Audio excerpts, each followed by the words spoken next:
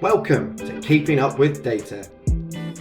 Keeping Up with Data is the podcast that keeps data enthusiasts up to speed with what is happening in the data world. We bring in the leading minds from the data industry to talk all things career, news, embarrassing stories, failures and successes. So something really important for us here at Precision Sourcing is mental health. It's something we've been focused on a lot over the last year or so, and we're lucky enough to have partnered with the Black Dog Institute. And we're going to be doing a lot of events with them this year. A lot of our events, money will be going towards them.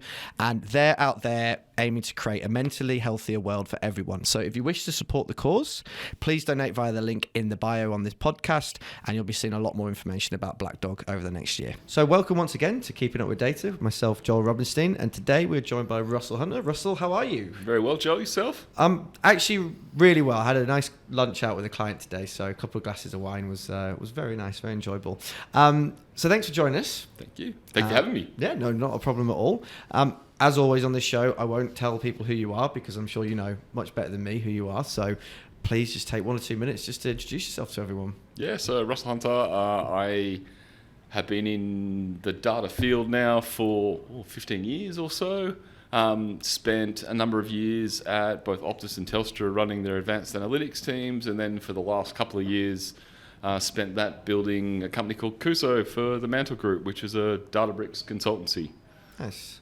So we can safely say someone who's been around. Yep. Cool. And you've done the big environment, and you've then done the kind of smaller environment as well. So quite a lot of experience in that sense. You've led large teams as well. Is that right? Yep. Fantastic. So today, definitely want to focus on leadership styles, differences in the big enterprise versus the small business when you're trying to build it up. Also, something that's a topic that you said we're happy to talk about. You're obviously moving into the job market again. Yep. So what that looks like for you, what your plan is, because I think there's a lot of people out there this year who are going to be in a similar boat to you. So to hear from someone such as yourself as to what your plan is with that will be really interesting for them.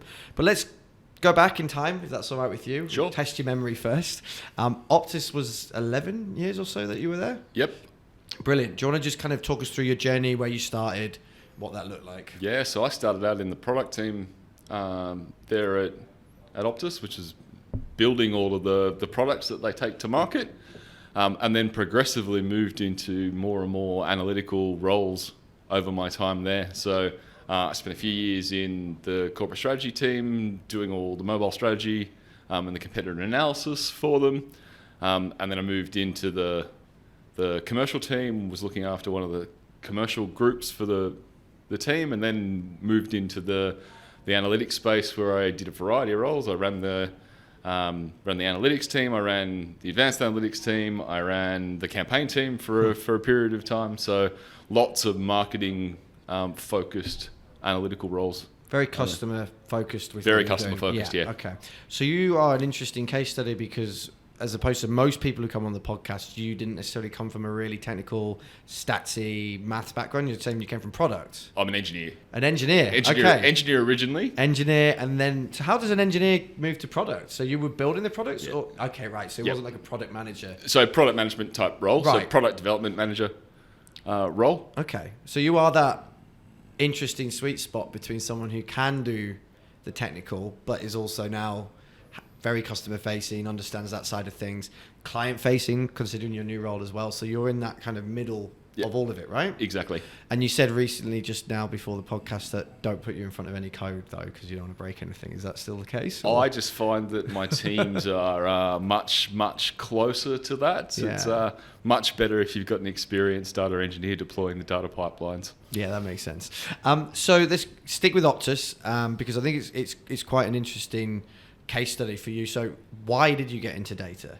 Because you're an engineer, right? It's not. So it was probably it's that sweet spot there. So one, telcos have got absolute stack load of data that they can do really interesting things with.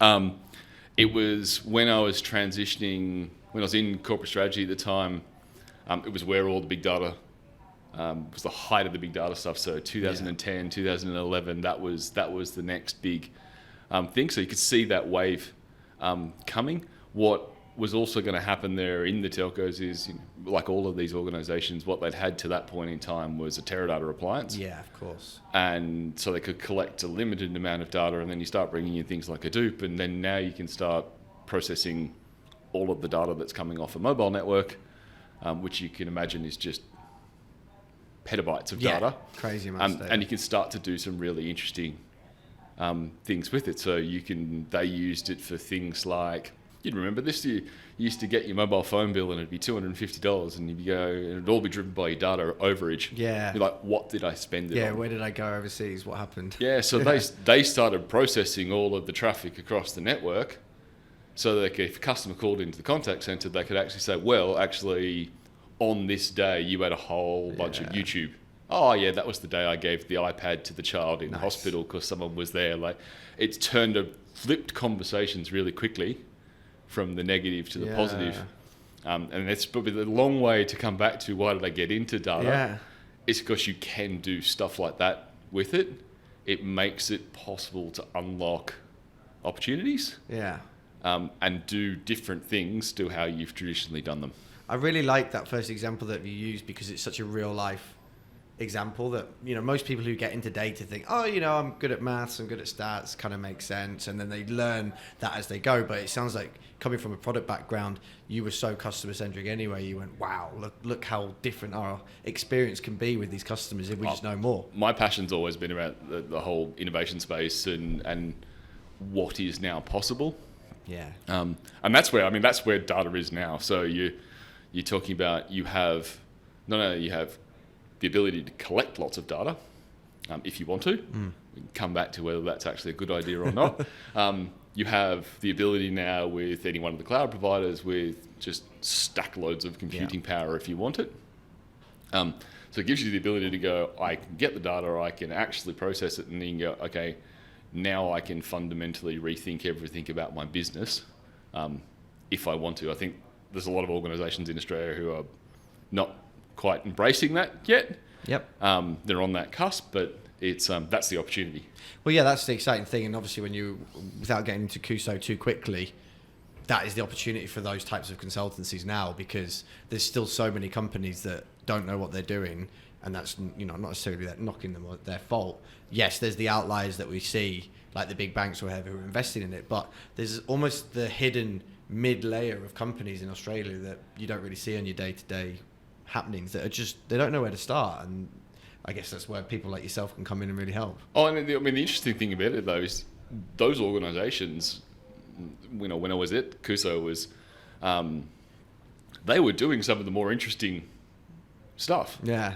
Because they were small enough that they weren't encumbered by what a Telstra or a NAB or a CBA or something like that who's like 60,000 people, and you have to change that whole machine. Yeah. They have 5 people who do that. It's really easy for them to change that process. Yeah, okay. So they could actually do some really cool stuff with data. It's interesting because we've been doing a lot more, and it's very basic stuff. We're not analysts, but just the amount of automation we're able to run in our business of 30 people. And we just, like today, I had an idea and I booked it in Andriana's diary tomorrow. I'm like, we're going to automate that part of the process and it'll be done by Friday because there's no red tape. So I'm guessing when you were back at Optus, it wasn't that kind of environment where you could just bang, get something done. All organisations struggle with the whole innovation thing. This is big machines, yeah. Right? And organisations get very good at doing business a certain way. That's what they should be doing and optimising for that process. And then you get a new technology come along, and now you go, oh, all right, well, I have to rethink of that, and that means I have to change a whole bunch of people's jobs or a whole bunch of people's processes and things like that, and that just takes time. And is that why do you think, we always talk about, everyone's so siloed in big businesses? There's almost no other way of doing it, right? Because you're just so focused on your piece of the massive puzzle, it's almost impossible to look at the whole piece, right? Yeah, you get specialisation, so you get marketers and people like that, they know marketing, and part of that's the beauty of big organisations is that I can actually employ someone who knows a lot about a little. Yeah. Whereas in a smaller business, like even like this, is like you guys know a little about a lot. A little about a lot. Yeah, literally is that. Yeah, because we can't be experts at everything because you haven't got the time. So with somewhere like Optus, going on that data journey, because you've already mentioned there kind of the Teradata into Hadoop into cloud, like, you know, that 2010, which is when I started here in data recruitment, it was, you know, your SAS SQL world, and I saw that journey as well. You obviously stayed at Optus for 11 years, so there must have been a reason for that. What was it that kept you there? Were they forward thinking? They allowed you to kind of create ideas? Like, what was it about them? So one, good organization to work with. Yep. Lots of really good people in the organization. Really enjoyed my time there. There was good career opportunity. Mm-hmm. So you work with some good people. They were an organization that gave you an opportunity to take a new role. And like, I moved from a product development role into advanced analytics over an 11-year period. And that's all happened as a result of career opportunity and people being able to mentor and guide you. Some great senior leaders there who helped guide people, and they were doing some cool stuff. Yeah. And then they did all their big rebrand, bought a lot of the customer centricity back to it. That was a great process to go on as well. So yeah, nice. Yeah. So you mentioned mentors there and leadership. I mean, a topic that people are always very interested to hear. So, you know, you can name names. You don't have to name names. Anyone that you can pick out that you're like, this is someone who really helped me, and this is why. Because, you know, everyone wants a good leader at the end of the day. It's probably three, actually. Good. Three people in particular. Actually, probably more than that. But I mean, in a strategy role, you get access to a bunch of the senior leaders. Sure. In the organisation, and that's always fabulous because they've got many years of experience and can get guidance. But yeah, I had three people in particular. There's a gentleman by the name of Andrew Bouet, mm-hmm. who was the leader of one of the divisions, and then he chose to go on and take on a lot of the mentorship and career development for Singtel Group. Oh, wow, okay. So he did a lot of the early careers stuff. Yep. He did a lot of the mentoring people on how to get through their careers and things like that. And he was just a all-round good leader and gave people good advice on how to make transitions, right? So, well, there you go. Yeah, that makes sense. So he was big on the one of his ones was rock climbing analogy. So if you're rock climbing, you always have 3 points on the wall. So if you think your hands and feet are points, 3 of those points will be on the wall at any point in time. So his career advice was, you only want to be moving 1 point. So if you're, we use my example, right? So you're a product development person who wants to become an advanced analytics person. You don't leap over the... You don't try and do that leap that directly. Sense. You might move from product development into another division where you're doing product development in a different area. Yeah, okay. More data related. Or what I did was I went from doing development on the products to doing analysis on the products and how they were performing. So you start doing an increasingly analytical role. Nice.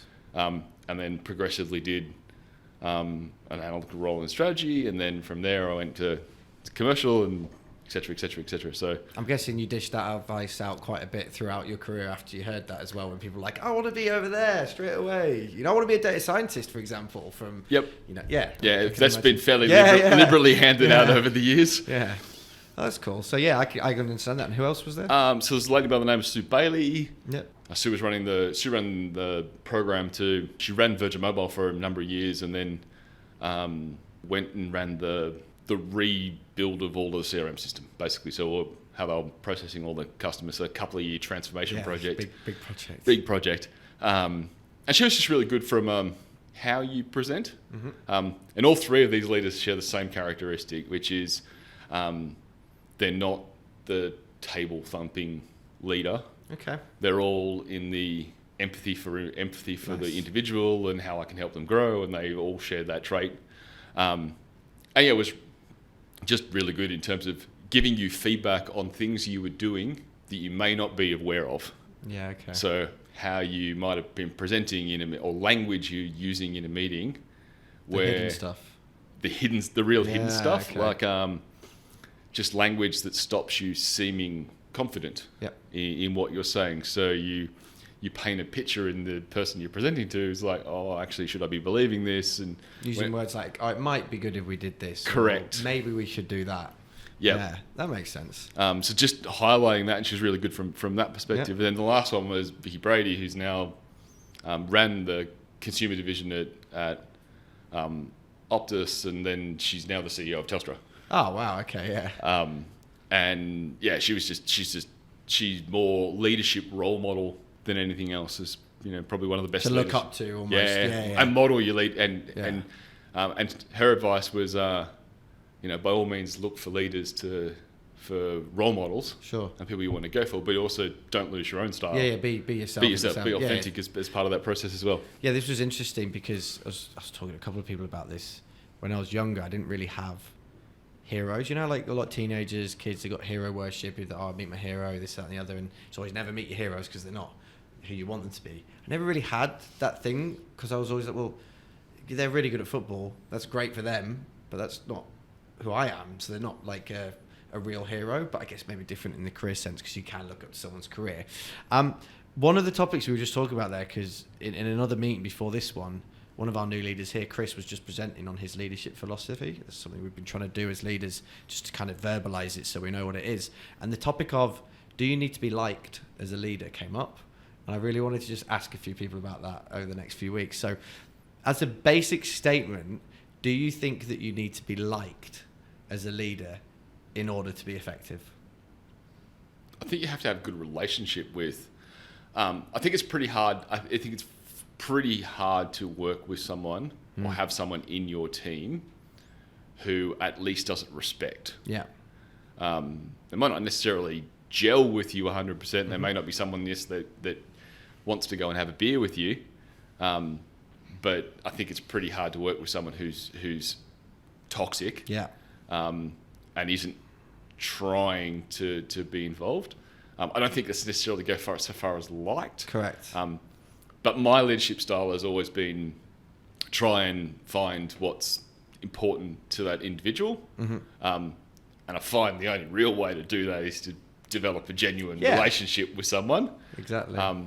And, you get everyone has it over their career, right? So you get people who will work in your teams who become lifelong friends. Yeah, of course, yeah. And, generally speaking, they're the ones that you've been trying to mentor and help grow, and you see something special in them, so you're helping with that process. And then, there's other team members who just never going to have that. But didn't gel with you, and they've moved on and they've got other roles and everything. I'm not sure it's as far as liked, but it's... Well, that was the thing that came up, because like is a weird word in this situation, but we were saying basically they need to know you're a good person. They might not like you or what you're telling them or what you're saying to them, because you might be giving them the hard truths or whatever it may be, but at least they need to have, like you said, respect that level of... I think that even if I don't want to hear what they're saying or like what they're saying, they're probably coming from an okay place. They're not toxic. I mean, they're not being a dick, basically, like using that language. So that was kind of where I come from, is that, yeah, they don't need to like you, but there's got to be something there where they can at least have that conversation with you. If you just completely clash, then you're probably never going to get anywhere. But because there's that old, I guess, the old school leadership phrase of, they don't have to like me, they just have to do what I say, or they don't have to like me, they just, got to get on with it. But I don't think that really works as much now as maybe it would have done 20 years ago. I think it's also engagement with your team, right? Yeah. So if it's that real top-down, this is what I want people to do, it's not leadership. No. Like, that's just, I'm telling you what to do, and you're the pair of hands to get it done. Yeah, exactly. You're a bum in a seat, and if you're not here, someone else will do it. As opposed to the I guess, leadership, like, this is where we're going, and then helping to your team to achieve that goal. That's fundamentally different. Correct. But I guess it still becomes hard, and that's because sometimes you just need something done, though. Yeah. Which then becomes, I guess, you just got to say, look, we need this as part of the vision. I know you don't like doing it, but we just got to do it. And, maybe I'm there next to you doing it as well, so that that, we're not just expecting you. There was a great HBR article about, a couple of years ago, which talked about the adaptive leadership style. Yeah. And there's sort of 7 different leadership styles, and what their research was the ideal was 80% of the time. Yeah. It's that collaborative leader that's needed. You still need some of the, this is what's happening, this is what's going to happen. It just isn't 100% of the time. That's good. I really like that you've quantified that, because you want to be that 100% of the time, amazing, bringing on a journey, visionary leader, right? But you almost like shoot yourself in the foot by doing that, because you might not actually get to your vision, and then everyone just leaves because you've got nowhere. So it's a good way of thinking about it, because we always try and put it into context of, look, there's a business need, there's the individual need, which, you know, maybe the person who's working on it, maybe there's a client need. So we just have to find that balance. And at the end of the day, that business need usually is the one, if there's a balance across all three, is the one that just has to be the one that is what it is, you know, as the forefront. So, and where that becomes challenging, obviously, is when there's a disconnect between someone's goals and what they want to achieve and what the business needs done now. Here's another question for you. Big leadership questions, leadership seminar this now, suddenly. Should you motivate your people, or should they have to motivate themselves? There's a lot of people talk about, oh, you know, if I could just get them that little bit more motivated or something like that. Like, do you have thoughts on where that balance goes? I think that again, there's a balance between both. I think that's two sides of the same coin, right? Yeah, so, like, I've experienced those environments where you've had a leader that's come in and said, this is what we're doing. Yeah. And, you know, it was Kevin Russell at Optus came in and said, this is what we're doing. Here's the 4 priorities that we're going for. Yeah. And if it's not those 4 priorities, it's not happening. Yeah. And progressively killed projects. Really? Like, just absolute, like, stop stuff.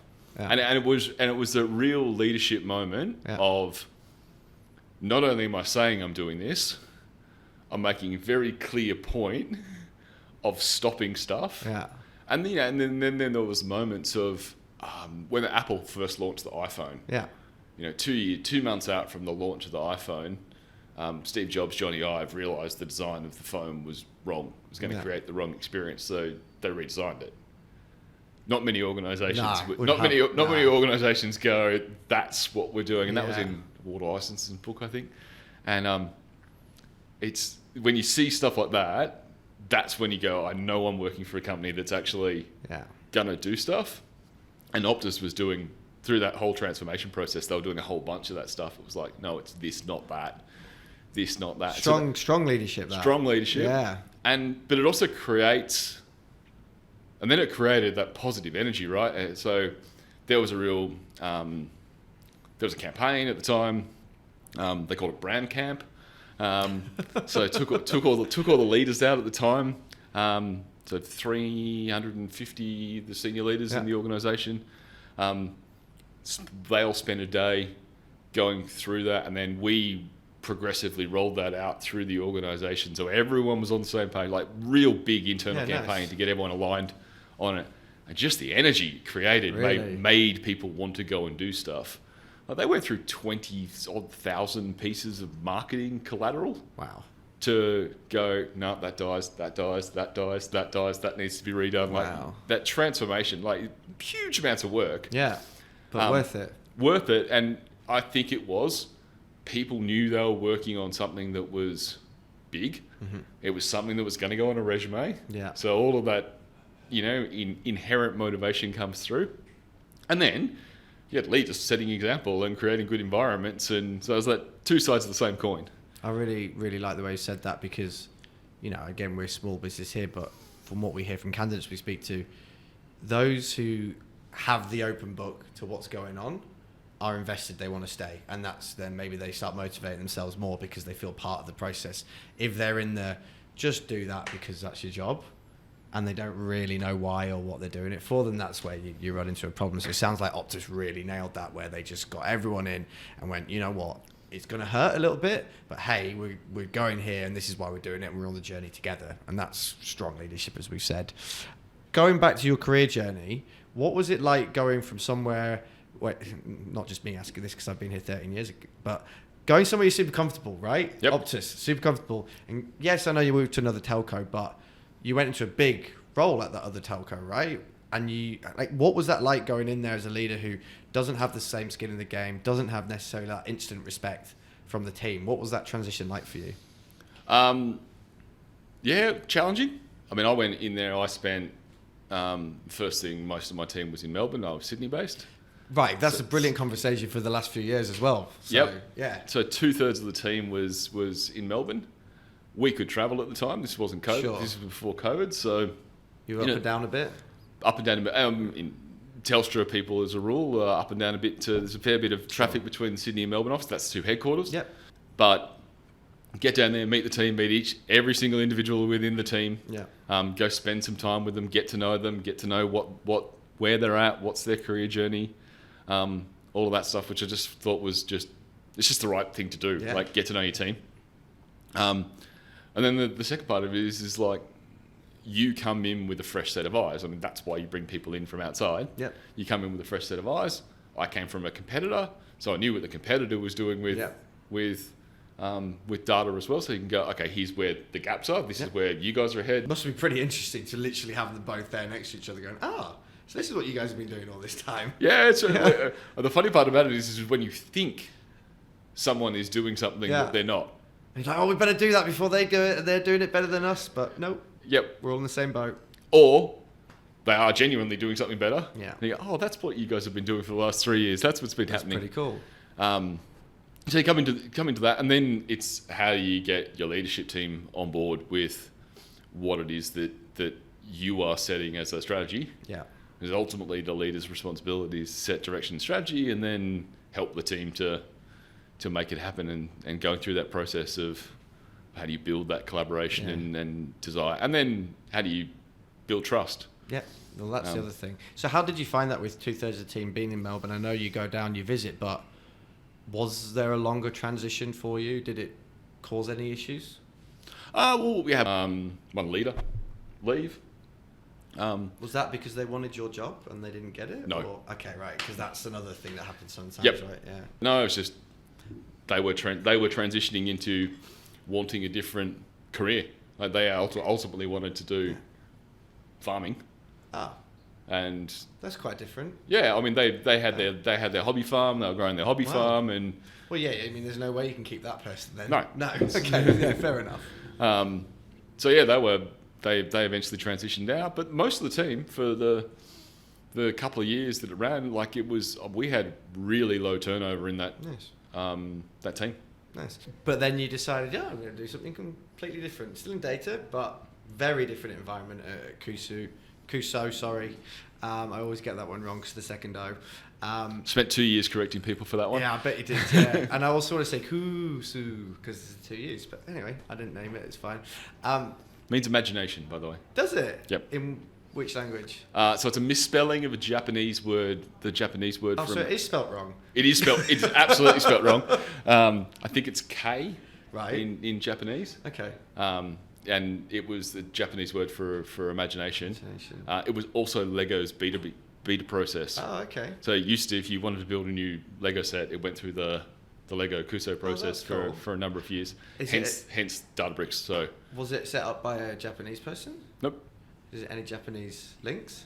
Nope. Cool. No, although I did have there was someone who worked at the broader group who actually worked for the Cuusoo brand in Japan. So it's like when people go to Europe and get drunk and get a Chinese symbol tattoo and it's spelt wrong. Yeah, pretty much. Cool. Yeah. Okay, that makes sense. So anyway, turns out naming companies, turns out coming up with company names that have meaning is actually quite hard. Really difficult, yeah. Or you could just have a really long one that's actually really hard to say at the end of the day, like precision sourcing, which turns out like precision sourcing. I did work for a company called IVS at one point early in my career, which is interactive voice systems. Unfortunately, S and F sound exactly the same on a phone. So whenever you call people up, they think you work for the in vitro fertilization. You might have caused a few divorces along the way there, mate, let's be honest. All right, anyway, small environment. Break it down. What was it like going from big to small and then trying to really drive that growth? Yeah. Well, so basically, it complete change because ultimately everything stops with you. So all the decisions come from you, all the prioritization comes from you. Admittedly, part of the bigger Mantle group, so Sure. you're still working within some constraints there. But it's your business that you're in charge of. You've got the P&L. You've got the P&L. Yeah. So that was, that was a transition. And coming Different pressure. different pressure, and then More sleepless nights? definitely lots of sleepless nights. Yeah. I had the luck of we were hiring for my principal consultant as I was joining. Right. So I was only there by myself for 2 weeks. Okay. And then I had a team member come and join who actually, it was an awesome experience. Like we were talking about it the other day, it was like that first 3 months of just building the brand and the business and what we go to market with and all of that and winning the first customers. And that must be a lot of fun when it's that real, just like things are rolling and you're just getting it done kind of vibe. Yeah, you guys will know this one. The biggest challenge running that business for 2 years was probably twofold, which was one, Databricks was just coming into Australia, so organisations still need to go on that journey. So data engineers, the rare unicorns in Australia, right? And then the borders closed. That helped as well, didn't it?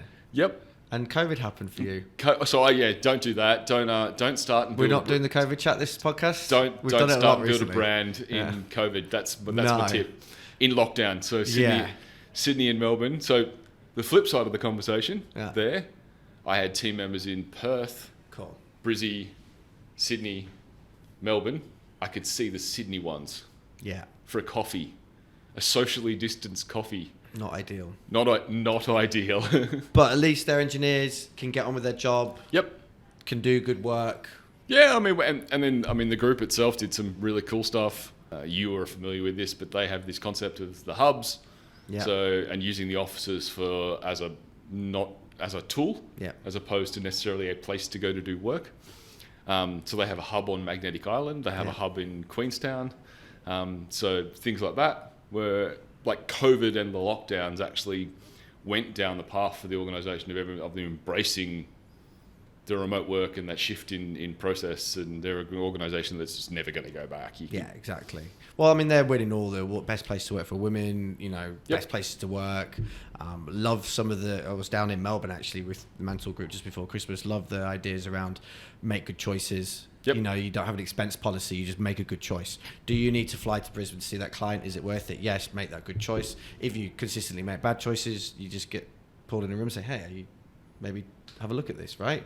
So I've actually implemented that in our leadership team here. I stole that, make good choices. So we've been doing that more, which I think is really cool. Yeah, I mean, the values at Mantle, the principles at Mantle were quite good. Yeah. And talk about another transition. So when you go from an organisation that has a process for everything to an organisation that literally doesn't have a process. Yeah. And brutal. Yeah. But in a good way. In a good way. But you're also... It's almost like, that first time you call in sick at a new job and you feel a bit nervous, what if they don't believe me? You're constantly thinking that every time you're making a choice at this company because you're like, I don't need to ask anyone if I can do this. And great example, right? So the way they did the inductions, so there was 7 business leaders. When I was there were 7 BU leaders, of which I was one. And then you had Con, who looks after the broader group. And every week, every fortnight, we all, that 8 people, sat down with every new starter for that fortnight and asked me anything. Yeah.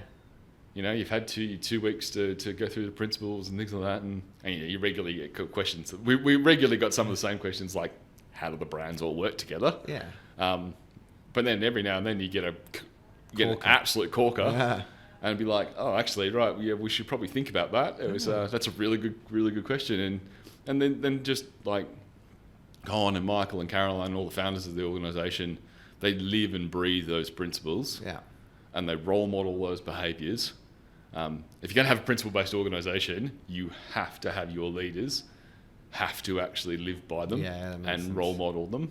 Because people will see that pretty sharpish. It becomes very obvious very quickly that it's what's written on the wall. I mean, everyone's had it in their career. They've had an organisation where what's written on the wall is a certain values, and it's very obvious that what's being rewarded is... It's just bullshit. not that. Yeah, that's awesome to hear, because I hear a lot of great things about the people who work there as well. Not just because I know some of them myself, but it does sound like a great place to work. So in COVID, I'm always interested to hear this. You're trying to set up a business. What was your BD strategy? How did you even go about winning business as a new business in a lockdown? Like, where did you even start? Yeah, so I mean, I did have one real big advantage. Yeah. Which is we had the group. Right. Okay. So we could cross-pollinate. So we had pre-existing relationships. Fine. Okay. And you so were the only Databricks business in there. So yeah. Okay. The first client was the Eliza Group did the data strategy. Yep. For an organisation, and then what came out of the data strategy was better do Databricks. Well, and right, not because that's what we did. But it was legitimate recommendation for the organisation. It was the right tool for the right job. Because they could have gone to someone else in the group or even outside the group and done something slightly different, but Databricks was the option. Good choice. Sure. So then that led to us getting that piece of work. Yeah. Then we had a team member over in Perth. Mm-hmm. They could still go out to meetups. Oh, of course, yeah. Over in Perth. So he was networking with people over there and built the relationship, and that led to the second client. Nice. And then we built relationships with the Databricks Salesforce as well. So then they started bringing us into opportunities. So it's quite organic. It sounds like you weren't sat in that boiler room with the phone just giving it these ones. Yeah, we eventually signed on to be the Databricks delivery partner. Yep. So our team would show up on a client site like they were Databricks employees. Oh, okay, cool. So we were effectively subbing our team into Databricks. Yeah, that helps. Which then built relationships with clients. Yeah. And the client figures out very quickly that you're not actually a Databricks person, you're actually a Cuusoo employee. Nice. One LinkedIn search will do that. Yeah, of course, yeah. But yeah, so that's how sort of the client base grew, and then start winning some awards from Databricks and start getting some references and things like that, and it grew. So it went from you and your principal, and then when you finished up with them just before Christmas, where were they at numbers wise? 20. Yeah, so amazing growth. Yeah, over 18 months. Yeah, brilliant. And then obviously, as with these groups, Mantle Group got another consultancy, and they merged with you, right? And yep. And two heads into one doesn't fit, right? The stars aligned. Yes. At the right time. So it was like, okay, good. Business was in a really good. We won a couple of really big contracts. Great. So you left in a really good place. Yeah, the team was in a really good situation. We had we'd gone to the point where we were starting to bring on graduates. Mm-hmm. To bring them through, because you had a big enough team that you could actually start mentoring people and everything like that. So it was just a really nice natural junction. It was like, okay, this is what we're going to do. Okay, right, good. I can go have a break. Fantastic. Go catch up on some sleep. Yeah. And how's that break been? Yeah, good. Yeah. Been travelling around Australia. Have you? Riding motorbikes. Oh, right, nice. Well, I've been riding motorbikes around Australia. I've been travelling around Australia. Some time over in WA. We did some Margaret River. I think you were saying before the podcast. Margaret River. Did some trips up to Harvey Bay. Then learned to make some bread. Oh, did you? It turns out I'm terrible at making sourdough. Oh no! Because we're just about to start. Sidebar. Sarah in our office makes bread. She's incredible. Like all these focaccias, sourdoughs, amazing. She was up at our house a couple of weeks ago, and she made us a fresh focaccia in the morning. It was like the best thing I've ever tasted straight out of the oven. Anyway, she left us some of her sourdough starter, so we've just got it there ready now. This weekend we're going to bake our first bit of bread, my wife and I. She's the baker, not me. I'm excited, but if I did it, I would be terrible. Not a baker. So are you going to keep trying? I'll get this eventually. We're not going to give it up. What happens to it? Just fold in, like too doughy? Just doesn't rise. Just doesn't rise. Put it in the oven. It looks like... make a flatbread. It looks like flatbread. Fine. It looks like focaccia. Call it a flatbread and get on with it. You'll be fine. So what's going to happen now for you? So you've had your bit of a break. You're obviously at that senior end of the market. The job market changes for someone such as yourself once you got to that top end, right? The opportunities are fewer and far between, but there are some amazing opportunities out there. Have you had any thoughts about how you're going to approach the market this time? Because I'm guessing, and I'm just guessing here, the last couple of roles, maybe through your network or... Yeah, so Well, last one, the group reached out to me. Okay. They have got a fairly awesome recruitment team over there. The role from Optus to Telstra was through the network. Right. So a bunch of the execs from Optus moved across Telstra, to Telstra. So contacts start appearing there, and of course you've got the industry experience. So yeah, it's transitioning from the same role to the same role. Yeah. Just different wallpaper. Yeah, different wallpaper. So what about this time? What's So your first step? So network will be first step. We'll be reaching out to people within the network. Be reaching out to people like yourselves. Yep. Even just from a Advice angle.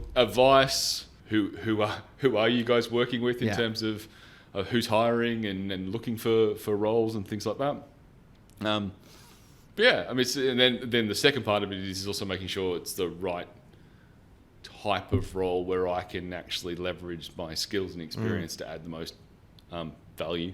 And without putting your foot in it and saying, I'll only work for this type of company in case you go and interview with someone else, have you got a blueprint of, because you've done, obviously, as we discussed, quite different types of companies. Is there like, I wouldn't mind doing that kind of build up phase again, or you're happy going into the bigger corporate again? Have you not really thought that far? I haven't really thought about. I mean, I liked the whole principle-based structure.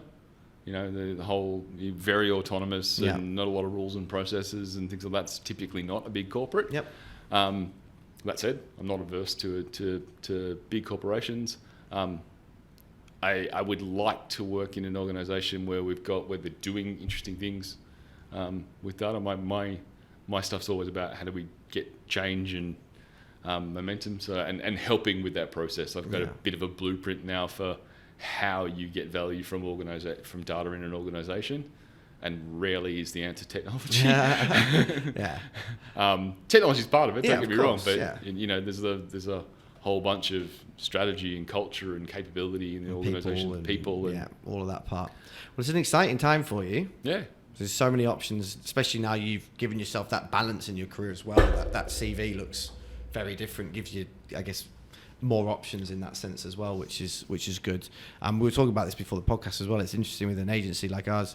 Obviously, our sweet spot is that middle section, the people who would usually work for you, and our contacts aren't usually your boss. They're usually someone like you. But what we're able to do is, if you say, hey, I'm going to interview with XYZ company, we'll be like, oh yeah, they've been doing some cool stuff. People say good things about them, and happy days. That's a good direction to go. So fingers crossed we can do that for you. Well, look, we're nearly at the end. Smash through that. Usually at the end we wrap up. I have one fun question that I always like to ask. It's a bit of a weird one, but I'm going to do it because it's fun. And that is the zombie apocalypse question. Right. So in a zombie apocalypse, your family's safe. So you're not allowed to say your family. They're in a bunker, locked away. Which three people, fictional, non-fictional, from a book, from TV, whatever, would you want with you in the apocalypse? It's really hard when you've never thought about it before. And I can see it's not one that you've been asked. No. Some people are just like, bang, I've been asked that before. I know exactly who I'd bring. Look, you're probably going to want someone with a reasonable amount of military and survival skills. Bear Grylls, probably a pretty safe bet. He's solid. Yeah. Yeah. I'd take that. Yeah. Look, you're probably going to need someone with some scientific inventive curing, or like more like a doctor, or more like inventing stuff. Well, I think you probably want both, right? You do, so you probably want the medical person. Yeah. I don't think. Look, my go-to doctor is Dr. House. You wouldn't want him though. I'm just not sure I can spend an eternity. No, him hobbling around complaining about everything. Yeah, it's. But someone with a medical background, and then you probably want the scientists. So we can have like the Alan Turing or the that would work. Yep, someone who's going to help us create the new technology that maybe overcomes the zombie apocalypse. There you go. Yep. It's a good idea. All right. Well, on that note, is there anything else that you'd like to add before we let you go? No, that's good. Thanks for having us, John. No worries. Really enjoyed it. Thank you, Russell.